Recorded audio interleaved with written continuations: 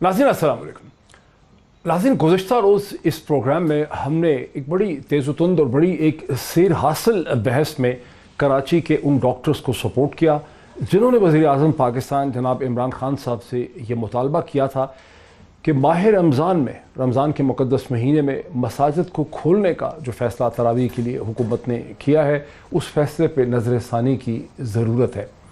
अब से एक घंटा पहले प्राइम मिनिस्टर पाकिस्तान जनाब इमरान खान साहब के साथ टेलीथॉन में शामिल एक अहम मजहबी शख्सियत जनाब मौलाना तारिक जमील, हिंदुस्तान और पाकिस्तान की मुमताज़ मजहबी शख्सियत जिन्हें लाखों बल्कि शायद करोड़ों लोग उन्हें फॉलो भी करते हैं, उन्हें सुनते भी हैं, उन्होंने पूरी कौम से अपने बिहाफ पे और वज़ीर आज़म पाकिस्तान के बिहाफ पे उन्होंने ये इस्तदा की, ये उन्होंने इल्तजा की कि माह रमज़ान की तरावियाँ अपने घर से लोग जो हैं उसे अदा करें, बिकॉज़ वबा की सूरत हाल है। मैं समझता हूँ मौलाना तारिक जमील की ये पोजीशन जो है, ब्लैक एंड वाइट पोजीशन एक मजहबी रहनुमा की लेना, टेलीविज़न के ऊपर लेना, लाइव लेना, पूरी कौम के सामने लेना, ये एक बड़ा अहम टर्निंग पॉइंट है पाकिस्तान की रिलीजियस हिस्ट्री में, बड़ा मुस्बत ये कदम है। बिकॉज़ जो लोग समझते हैं कि ज़हनी तरक्की मज़हब से मावरा हो सकती है, वो शायद गलत है। तारीख़ गवाह है कि ज़हनी तरक्की मजहबी अकायद को साथ लेके मुस्बत और पॉजिटिव सोच के साथ मुमकिन है।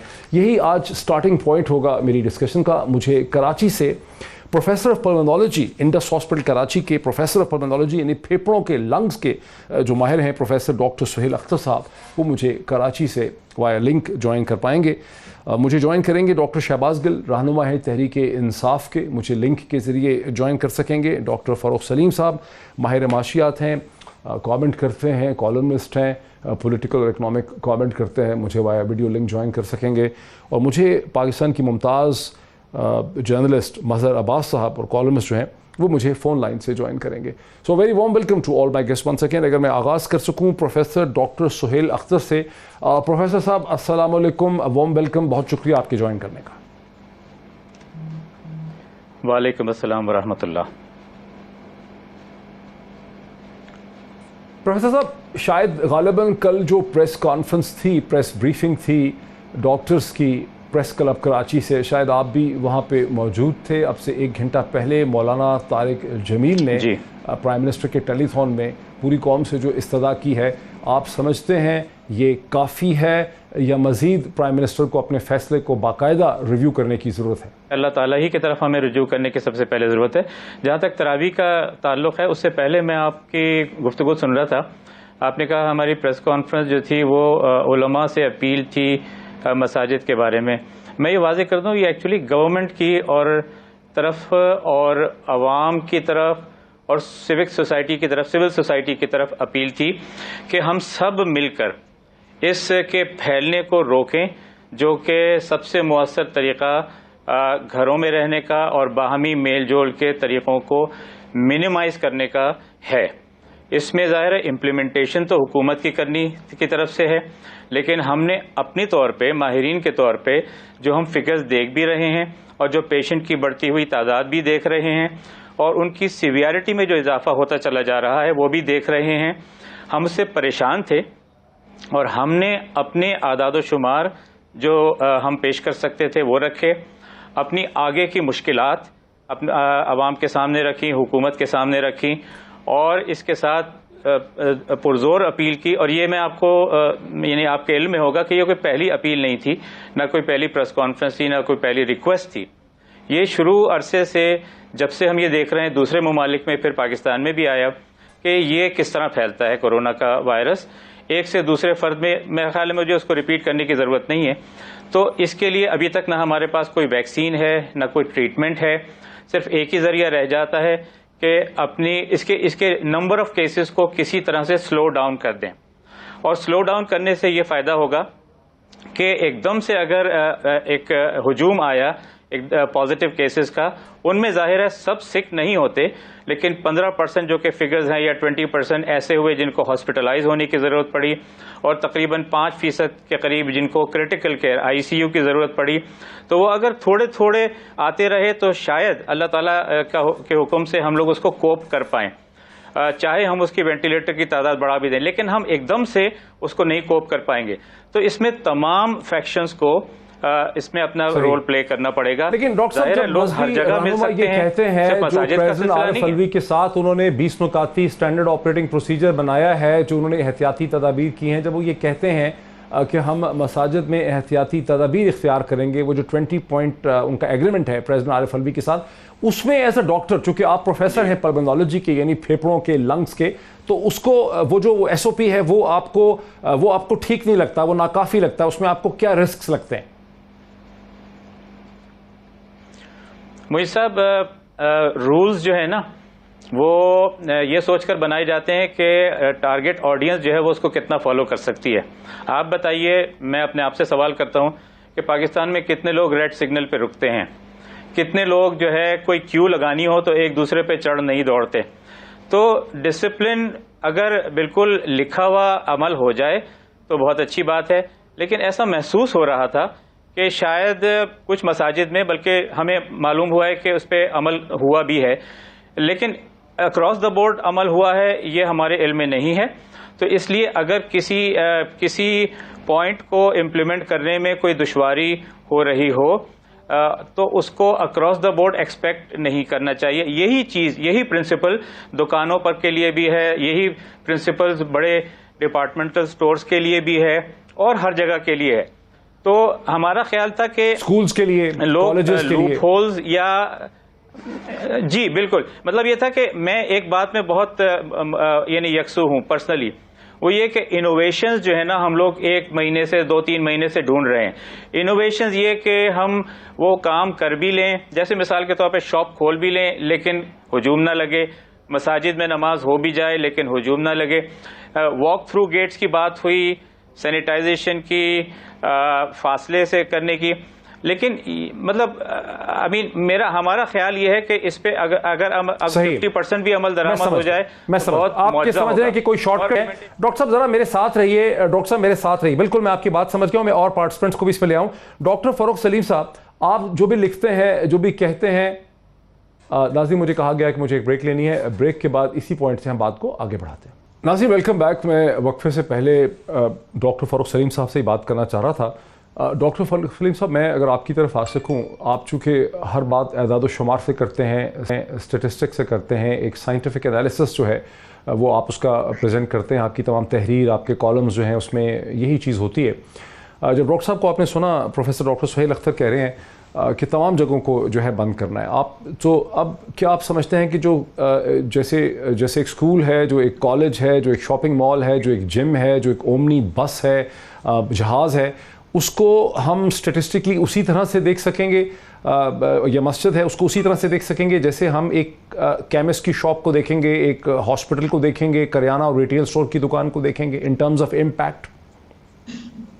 जी डॉक्टर साहब, मैं लॉकडाउन के ऊपर किसी किस्म का एक्सपर्ट नहीं हूँ, मैं एपिडेमोलॉजिस्ट नहीं हूँ, मैं वायरोलॉजिस्ट नहीं हूँ, पुल्मोनोलॉजिस्ट डॉक्टर सुहेल साहब आपके सामने बैठे हुए हैं। मेरी इल्तिजा ये है कि हुकूमत पाकिस्तान एक फैसला कर दे, और जैसे आपने टर्म इस्तेमाल की ब्लैक एंड वाइट, साफ और शफाफ किस्म का फैसला कर दे। हम 22 करोड़ पाकिस्तानियों के ऊपर फिर ये लाजिम है कि उस फैसले के ऊपर अमल दरामद करें। मैं ज़ाती तौर पे इतना कंफ्यूज हो गया हूँ अपनी हुकूमत की तरफ से पिछले 2-3 हफ्ते में। आप देखिए कि मार्च की 22 तारीख को वज़ीर आज़म साहब टेलीविजन पे आए, उन्होंने लॉकडाउन ना करने के फवायद गिनवाए। ये 3:30 मुझे याद है उनकी तकरीर आई। उसके 20 मिनट के अंदर अंदर सिंध हुकूमत ने एक नोटिफिकेशन जारी कर दिया कि वो लॉकडाउन की तरफ जा रहे हैं, मुकम्मल लॉकडाउन की तरफ जा रहे हैं। शाम के वक्त बलूचिस्तान हुकूमत ने बताया कि उन्होंने फौज को तलब कर लिया है, फिर पंजाब ने फौज को तलब कर लिया। उसके एक हफ्ते के बाद वज़ीर आज़म साहब दोबारा टेलीविजन पे आए, फिर उन्होंने कहा कि जुज़वी लॉकडाउन को 14 दिन के लिए एक्सटेंड किया जा रहा है। अब मैं घंटा भर सोचता रहा, कंफ्यूज रहा कि ये जुज़वी लॉकडाउन का क्या मतलब होगा। तो एक तो मेरा कहना ये है कि 4 वज़ीर आला हैं, एक हमारे वज़ीर आज़म साहब हैं, गिलगित बल्तिस्तान की हुकूमत है, AJK की हुकूमत है, एक इसमें फौजी नुमाइंदा जमा कर लीजिए तो 8 लोग बन जाते हैं। तो ये 8 हजरात जो हैं ये कमरे में बैठ के सर जोड़ के हमें एक फैसला सुना दें, ब्लैक एंड वाइट फैसला सुना है। ये कंफ्यूजिंग वाला मामला जो है कि स्मार्ट लॉकडाउन आ रहा है, ये जुज़वी लॉकडाउन हुकूमत का भी मौक़िफ़ ले लें। डॉक्टर साहब हुकूमत का भी मौक़िफ़ ले लें, चूँकि हमारे साथ हैं डॉक्टर शहबाज गिल साहब जो स्पोक्समैन भी हैं तहरीक इंसाफ की तरफ से, हुकूमत की तरफ से। डॉक्टर शहबाज गिल साहब जो कह रहे हैं जनाब डॉक्टर फ़ारूक सलीम साहब के, ये 8 जो सेंटर ऑफ अथॉरिटी हैं, ये डिसीजन मेकिंग है, ये एक ही दफ़ा क्यों फ़ैसला नहीं कर लेते? बिस्मिल्लाहिर्रहमानिर्रहीम।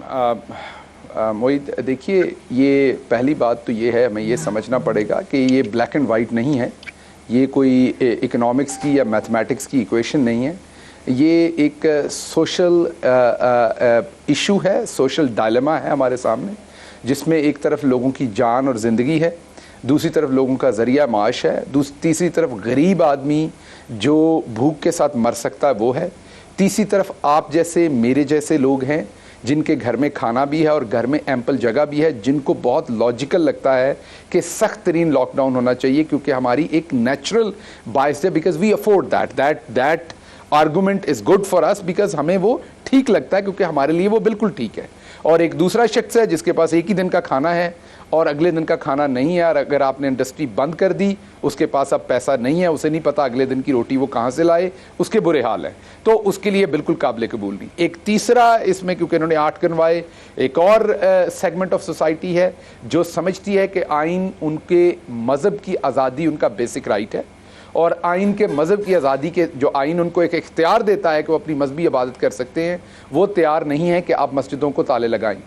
अब अगर आप ज़बरदस्ती मस्जिदों को ताले लगाएंगे तो वो अपने मज़हब को डिफेंड करने के लिए खड़े होंगे वहाँ पर, फिर आप मारधाड़ करेंगे, तो हर सूरत आपने उनको एतमाद में लेके, तो डॉक्टर साहब जो फरमा रहे हैं कि ये कंफ्यूज है, तो ये आप उनसे नेगोशिएट करेंगे ना, हाँ, इकोनॉमिक्स या मैथमेटिक्स की हुकूमत उनसे नेगोशिएट करेगी ना, हुकूमत उनको समझाएगी ना, हुकूमत डॉक्टर्स को सामने बिठाएगी ना, साइंसदान को बिठाएगी। मतलब तो ये है कि हुकूमत फिर किस चीज़ की है अगर सब आज़ाद है? जी मैं बता रहा हूँ, मैं बता रहा हूँ हुकूमत का काम मोहित साहब ये होता है कि वो आइन के जो राइट्स हैं उनको भी तहफ़्फ़ुज़ करे लोगों की, और जो आवाम की लार्जर वेलफेयर में बेस्ट डिसीजन है वो करे।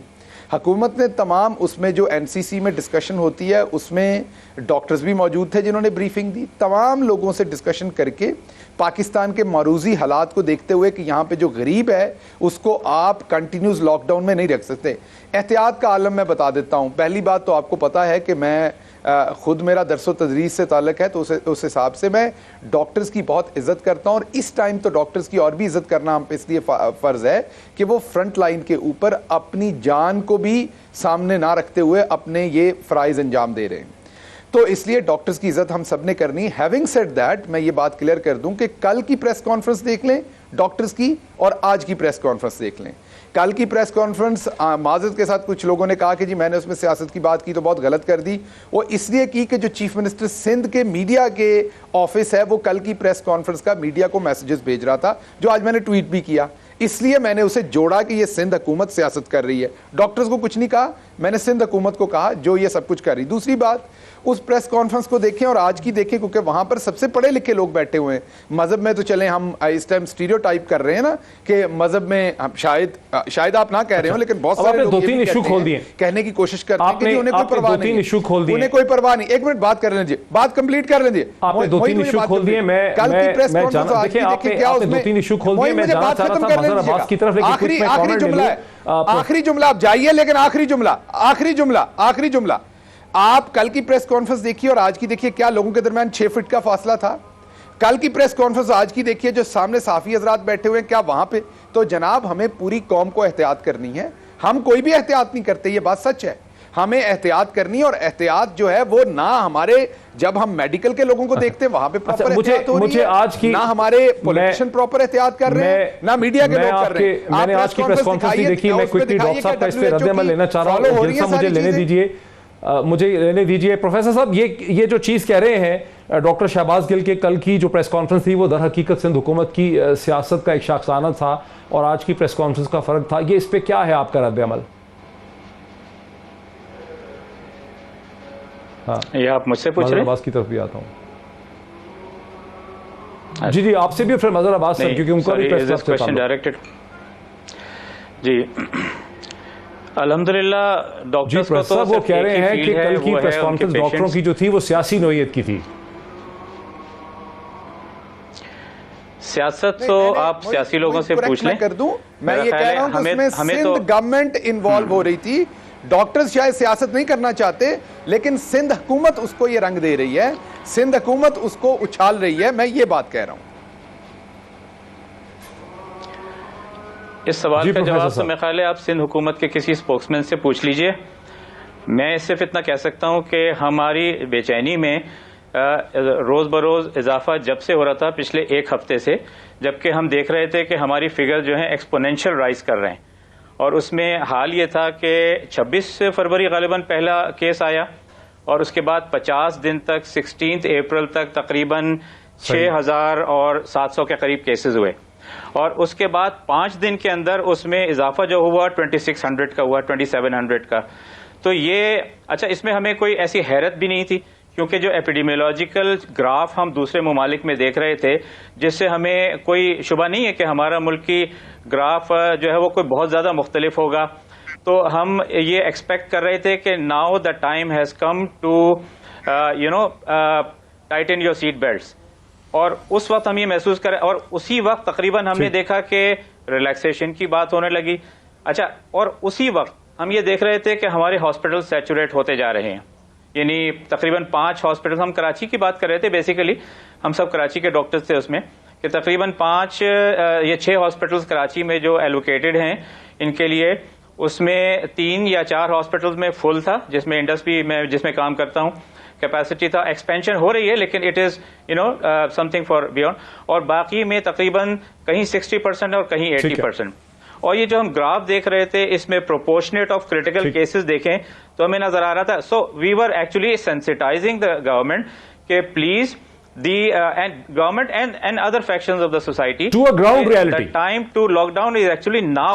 Not 4 years. मतलब एक ग्राउंड रियलिटी है जिसके ऊपर डॉक्टर्स रिएक्ट कर रहे हैं। और मैं आपसे और भी समझना चाहूंगा कि क्या हम एक क्लाइमेक्स की तरफ जा रहे हैं। मजहर अब्बास साहब, आप कराची से भी हैं और आपका ताल्लुक प्रेस क्लब से भी बहुत गहरा है।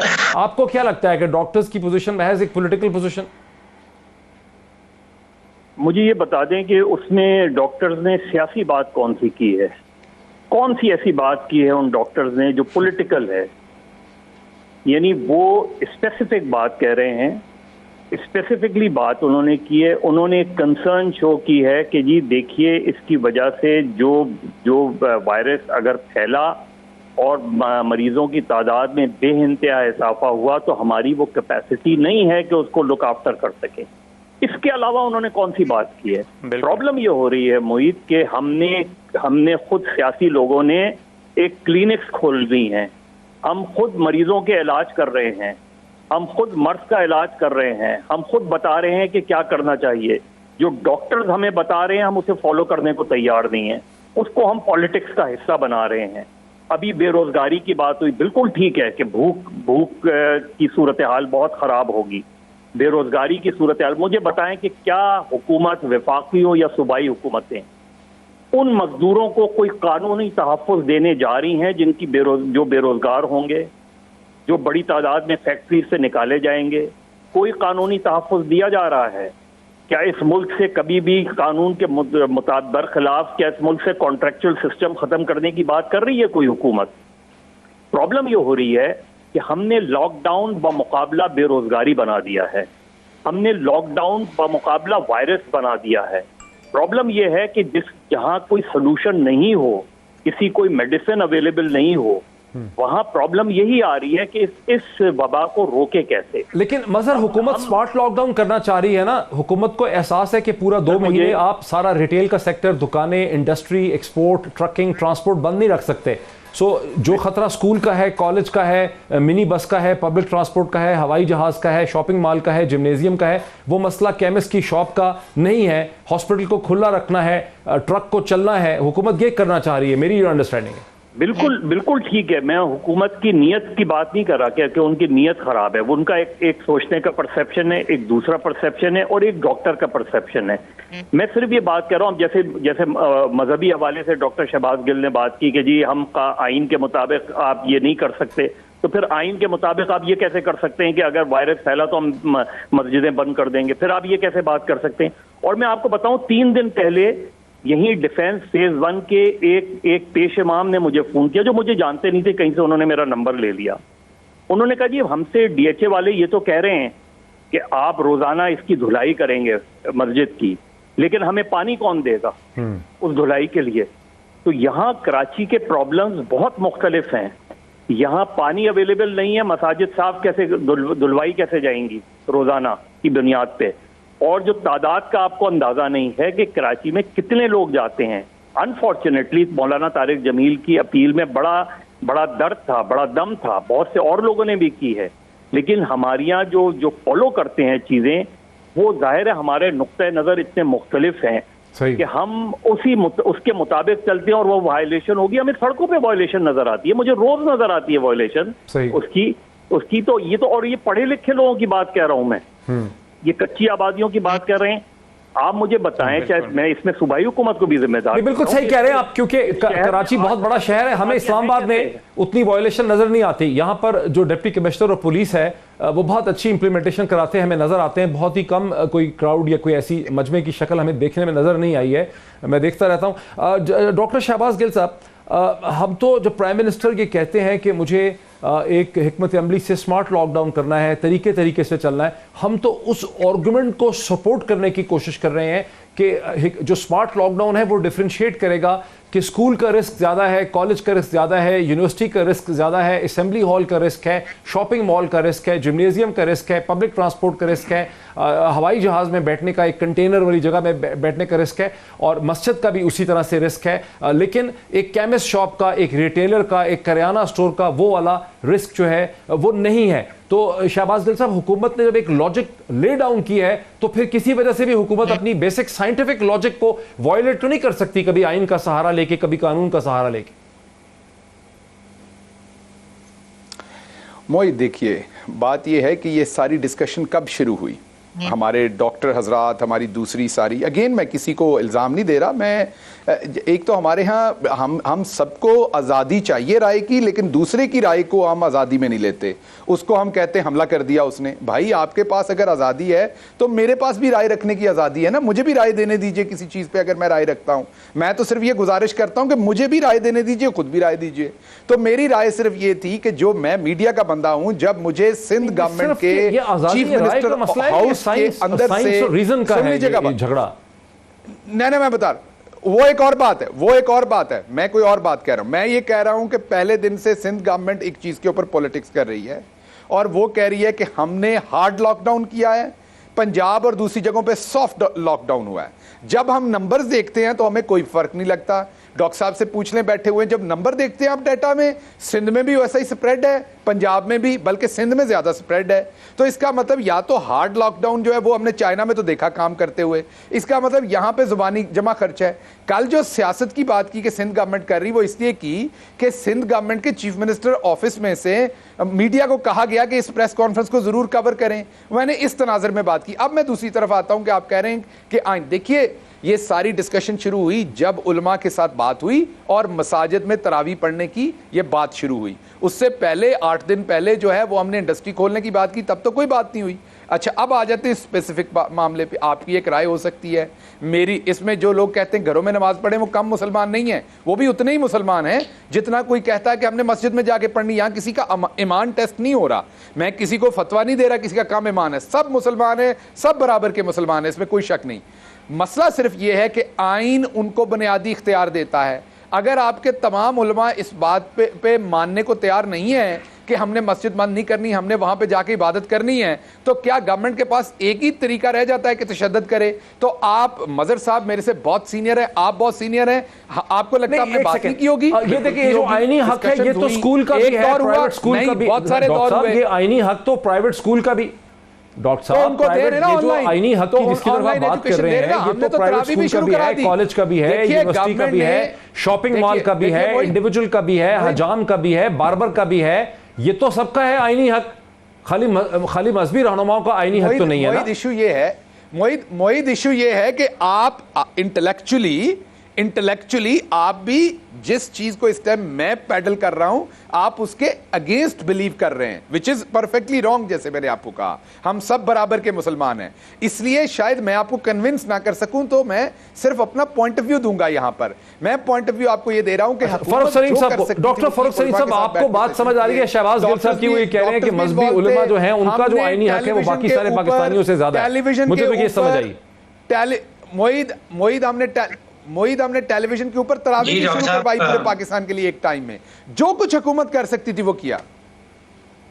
जी जी डॉक्टर साहब, डॉक्टर फरूख सलीम साहब कौन है? डॉक्टर फरूख सलीम साहब, सबके मजहबी, सबके आईनी हकूक बराबर ही होंगे ना? डॉक्टर साहब, मैं आलमे इस्लाम की जो 10 सबसे बड़ी मसाजिद हैं उनकी एक लिस्ट बना रहा था, और उसमें अल्जीरिया की भी एक मस्जिद है, खाना काबा हरम शरीफ है, मदीना मुनव्वरा में मस्जिद नबवी है, मलेशिया में है। 10 में से 2 जो सबसे बड़ी मसाजिद हैं वो पाकिस्तान में है। एक हमारी फैसल मॉस्क इस्लामाबाद में और एक जामिया मस्जिद कराची वाली। अब हैरानकुन बात यह है कि जो 8 आलमे इस्लाम की सबसे बड़ी मसाजिद हैं वहां पे वो एक डिफरेंट डायरेक्शन में जा रही हैं। हम जो दो सबसे बड़ी दुनिया की मसाजिद जो पाकिस्तान में हैं वो एक डिफरेंट डायरेक्शन में जा रही हैं। तो या तो आलमे इस्लाम की 8 बड़ी मसाजिद जो हैं वो गलत डायरेक्शन में जा रही हैं और हम एक वाहिद सही डायरेक्शन में जा रहे हैं। देखिए, यहाँ पे मुझे महसूस ये हो रहा है और मेरी हम्बल रिक्वेस्ट रहती है कि यहाँ पे हजारों लाखों पाकिस्तानियों की जानें एट स्टेक है, तो खुदाया इसको सियासी ना बनाएं। देखिए, पहले कहा जाता था कि सिंध हुकूमत सियासत कर रही है, अब ये कह दिया गया कि जी डॉक्टर्स भी सियासत कर रहे हैं। खुदाया जो फैसला साजी का तरीका है हुकूमत का, वो क्या डेटा बेस्ड है या उसका बेसिस कुछ और है? आपने डॉक्टर सुहेल साहब ने डेटा आपके सामने रखा, उस डेटा की बुनियाद के ऊपर आपने फैसला साजी करनी है या आपने जज्बाती जो कलमात हैं उनकी बुनियाद पे करनी है कि लोग गरीब हैं, भूख का मामला है। देखिए, ये जैसे अजहर अब्बास साहब ने बिल्कुल ठीक कहा, ये अंग्रेजी में कहलाता है फॉल्स डिलेमा, यानी कि आप 2 चॉइसेस दे दें कि जी आपने जान बचानी है या उनकी आमदन बचानी है। हुकूमत को दोनों चीजें बचानी है। ये फॉल्स डिलेमा है कि आपके पास सिर्फ 2 चॉइसेस हैं, आपके पास 2 चॉइसेस नहीं है। हुकूमत को जाने भी बचानी है। मुझे एक ब्रेक लेने दीजिए। बुनियादी हुकूमत को फैसला करना है हकाइक पे, ग्राउंड रियलिटीज पे हुकूमत को फैसला करना है, एदादो शुमार पे हुकूमत को फैसला करना है, डेटा पे हुकूमत को फैसला करना है, साइंस की मदद से हुकूमत को फैसला यहाँ पर कोई आइन की शिक के हवाले से गलबन नहीं करना है। एक ब्रेक लेते हैं, ब्रेक के बाद डिस्कशन को आगे बढ़ाते हैं। नाज़रीन, वेलकम बैक। मेरे पास सिर्फ 7-8 मिनट हैं, तो मैं चाहूँगा कि बहुत क्विकली अपने चारों पार्टिसिपेंट्स का मैं रद्द-ए-अमल और रिएक्शन ले लूँ। डॉक्टर शहबाज गिल साहब, आपकी तरफ आता हूँ। आपने पिछली डिस्कशन सुनी, क्या वज़ीर आज़म अपने फैसले को रिव्यू करेंगे? और जैसा आपने बाकी पार्टिसिपेंट्स को सुना, क्या ये हुकूमत जो है इमरान खान साहब की, वो डाटा की बेसिस पे, साइंस की बेसिस पे, मेडिकल एडवाइस की बेसिस पे एक लॉजिकल फैसला करेगी या वो अपने आप को छुपाएगी आइन और कानून के पीछे? मोईद, एक तो ये बहुत बड़ी गलतफहमी है कि जो डिसीजंस हुए हैं वो डाटा की बेस पे नहीं हुए, साइंटिफिकली नहीं हुए। आज भी प्राइम मिनिस्टर साहब ने ये एक्सप्लेन किया कि तमाम डिसीजन मेकिंग में जो डॉक्टर्स हैं, एक्सपर्ट्स हैं, उनकी राय ली गई, फिर ग्राउंड रियलिटीज़ देखी गई। अपने मुल्क की अभी कहा गया कि क्या हुकूमत क्या कोई डाटा, ये जज्बाती बातें डाटा, तो क्या लोगों के भूखा मरने की बातें जज्बाती हैं? ये डाटा नहीं है। मेरे बहुत मोहतरम है, सीनियर है, मजहर साहब कह रहे थे मेरे सवाल का तो जवाब भी नहीं देते डॉक्टर साहब, इसका कोई डाटा मौजूद नहीं है। तो क्या हमें नहीं पता कि लोग गरीब हैं और बहुत सारे लोग 4 लाख मसाजिद में अगर तो ये रियलिटी है। पहली बात ये डॉक्टर साहब, अगर 4 लाख मसाजिद में 100 लोग जाएंगे तो 4 करोड़ लोग घर से बाहर जाएंगे, अगर 50 लोग जाएंगे तो 2 करोड़ लोग जाएंगे। पहली बात तो ये है मोईद, पहली बात आपको सिर्फ इतनी है कि हुकूमत ने तमाम जो डिसीजंस किए हैं वो सारों को कंसेंसस में लेके, सबसे बात करके, डाटा को सामने रख के, एक्सपर्ट्स का ओपिनियन रख के सारे के सारे डिसीजन लिए। दूसरी बात बार बार पाकिस्तान के मीडिया में कही जाती है कि जी सऊदी अरेबिया में बंद कर दी गई मस्जिदें। सऊदी अरेबिया के हालात और हैं। सऊदी अरेबिया में ना डॉक्टर मोईद ने बैठे होना था इस टाइम टेलीविजन पे, ना किसी ने डिस्कशन कर रहे होना था, ना आपने मुझसे ये सवाल पूछ पा रहे होना था। तो अगर तो आपको वो निज़ाम चाहिए तो फिर वो निज़ाम नाफिज कर लें मुल्क में।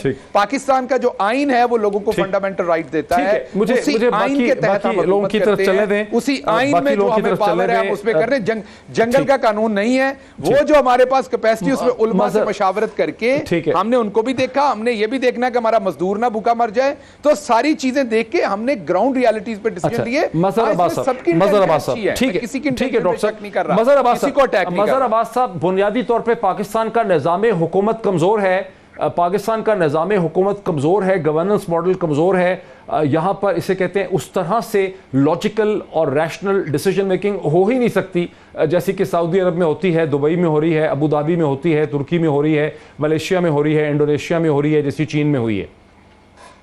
देखिए, पहली चीज तो ये कि डॉक्टर शहबाज गिल साहब, इस पर ये किसी और वक्त बहस कर लीजिएगा, इस सारे मामले पे जो आप बात कह रहे हैं। रियासत की बुनियादी जिम्मेदारी क्या होती है? हर शहरी का जान और माल का तहफ़्फ़ुज़, ये बुनियादी रियासत की जिम्मेदारी है।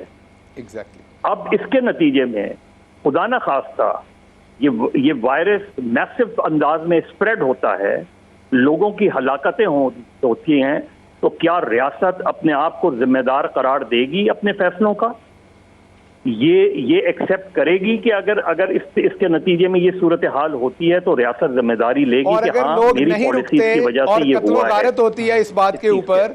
मेरा आपसे सवाल है, मेरा मजहर साहब आपसे काउंटर सवाल है, अगर लोग जबरदस्ती इबादतगाह जाना चाहते हैं और आप उन्हें गोलियां मारते वो नहीं रुकते, कत्लो गारत होती है, तो उसका जिम्मेदार कौन होगा? ये जवाब दे दीजिए। गोलियां क्यों मारेंगे आप उनको? ये तो आप ड्रामेटिक सिचुएशन खड़ी कर रहे हैं। अच्छा मोईद, इसका भी जवाब दे देता हूँ। पिछले 2-3 हफ्तों में अगर लोग नहीं रुकेंगे तो क्या करेंगे? हुकूमत ने उलमाए कराम के साथ मेरी बात तो सुने, जब आप ये नैरेटिव बिल्ड करेंगे तो कैसे रोकेंगे? 2-3 हफ्ते जुमे के यहाँ इज्तिमात हुए और उसके मुताबिक हुए जिसमें हुकूमत और उलमाए कराम ने तय किया।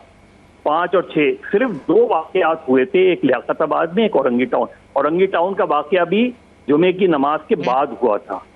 और लियाकत बाकी सब चीजें हुई ना, एक नॉर्मल तरीके से हुई। कम लोग गए, 6, 7, 8 लोगों ने जाके नमाज पढ़ी, सारे उलमाए कराम ने वो किया। लेकिन जब मरकजी हुकूमत ये बयानिया डेवलप कर लेगी और उसके बाद आप उसको इंगेज करेंगे, आप मुझे बताएं कि जब सदर उस वक्त उलमाए कराम से बात कर रहे थे तो मौलाना तारिक जमील को वहां क्यों नहीं बैठाया हुआ था?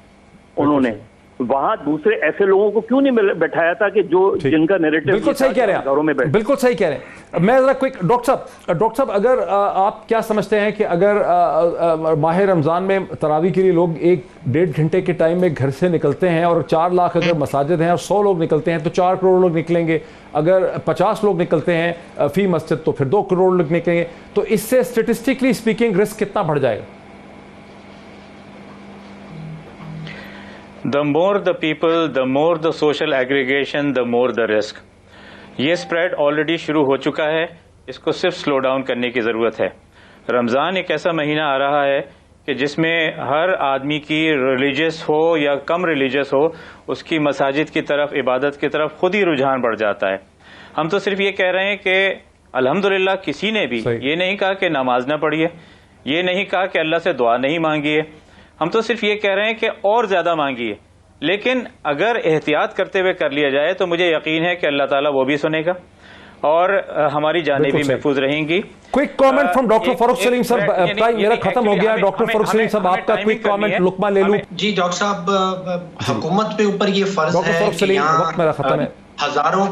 हजारों लाखों पाकिस्तानियों की जानें एट स्टेक हैं। फैसला साजी की जाए डेटा की बेस के ऊपर, मेडिकल साइंस के ऊपर, और उसके बाद आपके और मेरे ऊपर 100% फर्ज है कि उस फैसले के ऊपर हम अमल दरामद करें। और तीसरी बात यह है कि ये स्टेट विद इन स्टेट, ये रियासत बहुत शुक्रिया, वक्त हमारा क्या नाज़रीन, ये सारी बहस आपने सुनी, चारों हमारे जो स्पोक्स लोग हैं, पार्टिसिपेंट्स हैं, उनकी आपने बहस सुनी, फैसला आपका है। नाज़रीन आज इतना ही, फिर आपसे मुलाकात होती है।